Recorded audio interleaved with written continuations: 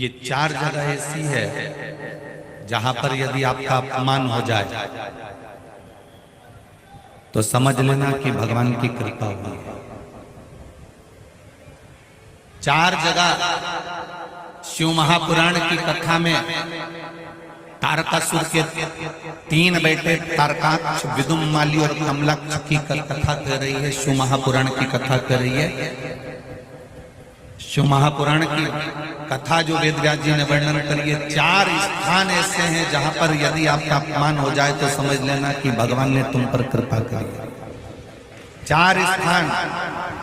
पहले नंबर का, माता, घर की माँ अगर तुम्हारा अपमान कर दे, अपशब्द कह दे, ताने दे दे, गाली दे दे, आड़ा टेढ़ा बोलकर तुम्हारा अपमान कर दे, तो समझ लेना कुछ परमात्मा की कृपा हुई है, तेरा भाग्य चमकने वाला। दूसरे नंबर पर पिता, घर का पिता अगर आपका मान लो किसी भी रूप में अपमान कर देते हैं या शब्द कह देते हैं या आड़ा टेढ़ा कर देते हैं तो बुरा नहीं मानना। पिता किसी पुत्र का यदि अपमान कर देता है, अपने पुत्र का यदि शब्द कह भी देता है तो बेटे का भाग्य बदल देता है पिता के अपमान से। तीसरा, शिक्षक, गुरु। जिस गुरु की दृष्टि में कपट ना हो, छल ना हो, बेईमानी ना हो, वो गुरु अगर अपमान भी कर देता है, तुमको शब्द अपशब्द कह भी देता है, तो वो तुम्हारी किस्मत को बदल देता है। स्वयं गुरु द्रोणाचार्य का चरित्र पढ़ना, जिस गुरु ने कितना कितना कहा और बेटे वो शिष्य उसका जीवन पलट गया। चौथे नंबर का, शिव महापुराण की कथा में गए हो, शंकर की चौखट पर गए हो, मंदिर में गए हो, देवालय में गए हो, तुम बहुत ऊंचे पद पर क्यों ना हो और वहां पर भी अगर कोई तुम्हें धक्का मार दे या शब्द कह दे या कुछ तुम्हारा अपमान कर दे तो समझ लेना परमात्मा ने तेरे को अच्छा चुनकर उन्नति की ओर बढ़ाया। शिव महापुराण में चार स्थान बताए हैं जहां पर यदि आपका अपमान हो जाए, आपको अपशब्द कह दिया जाए, ताने दे दिए जाए, आड़ा टेढ़ा भी कह दिया जाए, तो समझ लेना कि कुछ हमारा पुण्य उदय हुआ होगा, इसलिए परमात्मा ने ये लीला रची है। सम्मान दुनिया देती है। सम्मान कौन देता है? जम के बोलो जरा। दुनिया देते हैं। घर के लोग सम्मान देंगे, परिवार वाले सम्मान देंगे, रिश्तेदार सम्मान देंगे, कुटुंब वाले सम्मान देंगे, समाज वाले सम्मान देंगे। अच्छा काम करोगे तो दुनिया के लोग सम्मान देंगे। सम्मान दुनिया के लोग देते हैं और अपमान मेरा महादेव देता है खुद जान। क्यों देता है? प्रसंग तुम्हारे भीतर भी एक प्रश्न जागृत होना चाहिए कि महादेव अपमान क्यों देता है, उसका कारण क्या है? क्या कारण?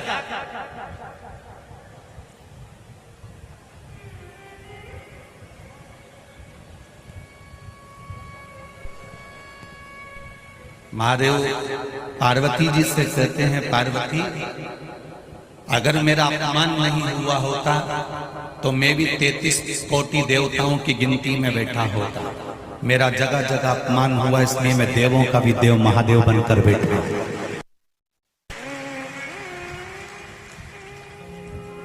कई लोग अपमानजनक शब्द कह देते, तेरे से कुछ नहीं हो सकता, चल निकल यहां से बाहर, निकल जा यहां से।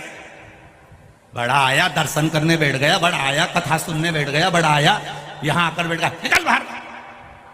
ये अपमान के शब्द कभी कभी महादेव निकलवाते हैं। क्यों निकलवाते हैं? जब तेरे भीतर इस अपमान से थोड़ी सी भी ज्वाला जगेगी तो तुझे लगेगा कि अब एक बार मैं भी शिव पुराण की कथा करवाऊंगा, एक बार मैं भी शंकर के मंदिर जाऊंगा। उठा रहा है, प्रकट कर रहा है।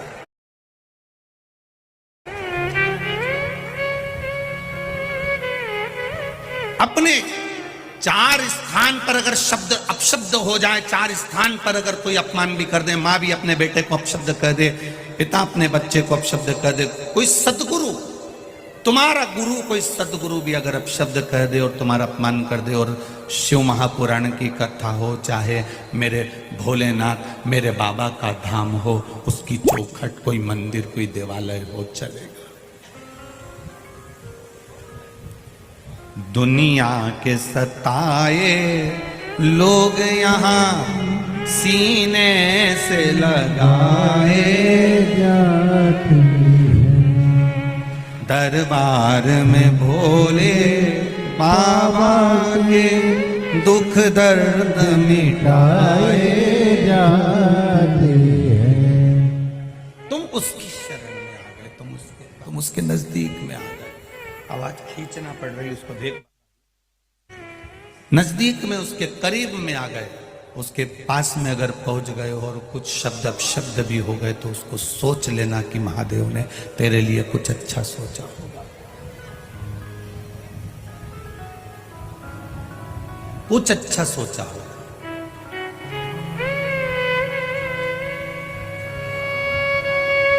सारी दुनिया में लाइन से दर्शन होते हैं।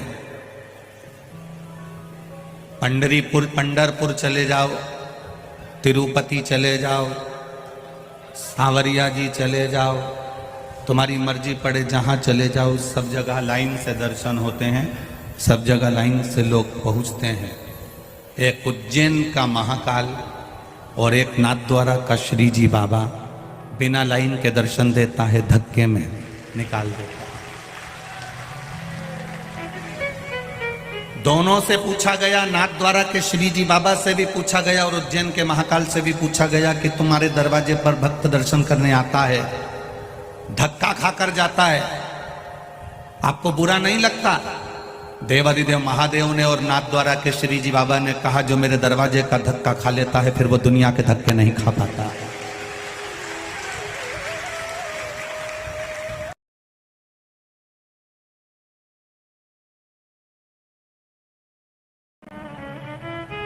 आटो के पीछे लिख दिया, बुरी नजर वाले तेरा मुंह काला, उससे आटो का कुछ नहीं होने वाला।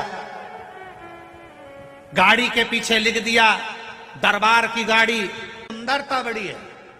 आज के जमाने में तो नई बहुओं को भी कहना पड़ता है धोख लगाओ, प्रणाम करो। बच्चों को कहना पड़ता है काका जी हैं, चाचा जी हैं, प्रणाम करो। ताऊ जी हैं, प्रणाम करो। नाना जी हैं, प्रणाम करो। दादाजी हैं, प्रणाम करो। कितनी बार टोकोगे अपने बच्चों को? बच्चों को एक बार आदत डाल दो। जिस घर के बच्चे शंकर के मंदिर में एक लोटा जल चढ़ाते हैं, जिस घर के बच्चे शंकर के मंदिर की देहली चढ़ते हैं, उस घर के बुजुर्ग को कभी वृद्धाश्रम की देहली नहीं चढ़ना पड़ती है। आदत डाली अपने बच्चों को कि जाओ शिव की चौखट तक, जाओ शंकर के दरवाजे तक, जाओ महादेव के द्वार तक। तुम झुकना सीख गए तो ये निश्चित है कि घर का बुजुर्ग कभी नहीं रोएगा। जिसके घर में लोग झुकना नहीं सीखते, इंजीनियर बनाना, डॉक्टर बनाना, नाना को पढ़ाना, नाना को पढ़ाना, छोरा नहीं दिखे, छोरा नहीं दिखे, छोरा नहीं दिखे, छोरा व पान की दुकान पे तो दिखे। नाना को पढ़ाना, नाना को पढ़ाना, छोरा को पढ़ाना। आवाज लगाए, जगदीश नहीं आया, कालू खेड़ा वाला छोरा नहीं आया। एक बार मुंह से नहीं बोली, महाकाल राजा नहीं आया। आधी रात के नींद नहीं आए डोकरियों के, आधी रात के फोन लगा दे रही, छोरा नहीं आया। एक बार के मुंडा से नहीं निकला, रोज सोती सपना में महाकाल नहीं आया। एक बार नहीं बोली, रोज अपने बहुओं के प्राण खाए, बच्चों के फोन लगा, थारा ताऊ जी क्यों नहीं आया? फोन लगा, नाना क्यों नहीं आया? फोन लगा, वो क्यों नहीं आया? कहाँ रह गया छोरा? भांजा कहाँ रह गया? छोरा कहाँ रह गया? भतीजा कहाँ रह गया? काका जी कहाँ रह गया? फोन लगवाए। एक बार बहू से कह दे उके फोन लगाई दे, वो क्यों नहीं आया? काल अधिपति महाकाल राजा। एक बार तो कहती, तब सुख का अनुभव होता। नहीं, आने में देरी होगी, दुकान, मम्मी वो बोल रहे हैं दुकान पे रहेगा। मम्मी को संतुष्टि हुई, फिर भी नहीं आया तो फिर फोन लगवाई, देखते जरा छोरा क्यों नहीं आया? फिर फोन लगवाया, फिर फोन लगवाया, फिर फोन लगवाया। इतनी देर में तू उसको तो याद करती, श्री शिवाय नमस्तुभ्यम। फिर बार बार फोन लगाती, बार बार लगाती, बार बार लगाती। लोग कहते इतनी कितनी कथा सुनोगे शिव पुराण की? तो तुम कथा नहीं सुन रहे, बार बार फोन लगा रहे हो, कब आएगा, कब आएगा, कब आएगा। हर बार कथा सुन रहे हो, बार बार कथा सुन रहे हो, बार बार फोन लगा रहे हो। उसने भी कह दिया उज्जैन से चला हूं, बस थोड़ी देर में पहुंच जाऊंगा। पुकारती रहे, कथा सुनती रहे। किसी किसी ने नियम बनाया, 5 कथा जाऊं, 6 कथा जाऊं, 7 कथा जाऊं, 4 कथा में जाऊंगा, 8 कथा में जाऊंगा। कई लोग ऐसे बैठे हैं जो नियम बना के बैठे, मैं 5 कथा सुनूंगा, मैं 7 कथा सुनूंगा। ऐसे बार बार पुकारा, बार बार। तो कहां बैठी रही तू, कहां गई? तुरंत आया, तुरंत। और हुआ तुम्हारे साथ। अनुभव करना कभी 7 दिन की कथा में अनुभव करना। बैठे हो, रात को सो रहे हो, बहुत तेज प्यास लग रही है, कुछ ऐसा लग रहा है कि मुझे चाहिए, उस चीज को तुमने याद करा कि भूख लग रही है, तुम नी गई निकल कर। प्रैक्टिकल कर कर देखना, आएगा वो महाकाल अपना दरवाजा खोल कर। किसके रूप में आएगा और क्या देकर चले जाएगा मालूम ही नहीं पड़ता। और इसमें से कई लोगों ने प्रैक्टिकल करा होगा। तुम इतने समझदार हो, बहुत चतुर चतुर बैठे हो, कोई कम नहीं हो तुम। तुमने खूब प्रैक्टिकल करा है। पड़ी रहे, प्यास लग रही है, इतनी दूर कैसे जाऊं? एक बार बाहर निकल गई तो वापिस कैसे आऊंगी? दादा सब रोक देंगे, अंदर नहीं आने देंगे। बैठी, प्यास लग रही, अंदर ही अंदर कुड़े जा रही। क्या करूं, क्या करूं, क्या करूं? इतनी देर में तो पड़ोसन ने कोनी मार के बैग में से निकाल के बोतल दे दी, पी ले, पी ले। ये सुख है, ये आनंद है। लोग कहते हैं भगवान नहीं आता, हम कहते हैं कभी शिव महापुराण के पंडाल में समय व्यतीत कर कर देखना, उसका भजन करना। सवेरे से शाम तक का समय यहाँ पूरी उज्जैन के लोग आते हैं दर्शन करने के लिए। पूरे उज्जैन के लोग आते हैं कि आप क्या करते हो? सवेरे से नई धोई छिपरा नई के न बाल मालूं चूचा के छोटी मोटी करके बैग खोल के इतना सा कांच निकाल के मुंडा मुंडा पोत पुताई के गंगा मंगा करके बाल जड़ाई के और बाल की वो जो निकले हुए बाल ऊपर सब गुंडी करके ठीक है, और आंखों में सुरमा मुरमा लगाई के और बैग से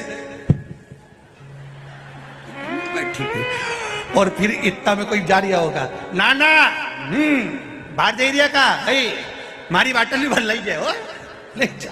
और बाटल ऊके पकड़ा रही बापड़ा के, और वो बाटल तोप के वो वहां से भर के ला रिया। और इतना में फिर कहीं का आ गया भगत, इनके चाय पिला के और आराम से वहीं पड़ी तो पड़ी चाय। कल एक फोटो हमारे पास में आया, कल एक फोटो बीच रोड पे कोई एक भैया कहीं के होंगे, बीच रोड पे आराम से बैग लगा के और बढ़िया सफेद कुर्ता पजामा जोरदार, जमीन पे कुछ नहीं, क्या जोरदार ऐसे टिक के रोड पे कथा सुन रहा है।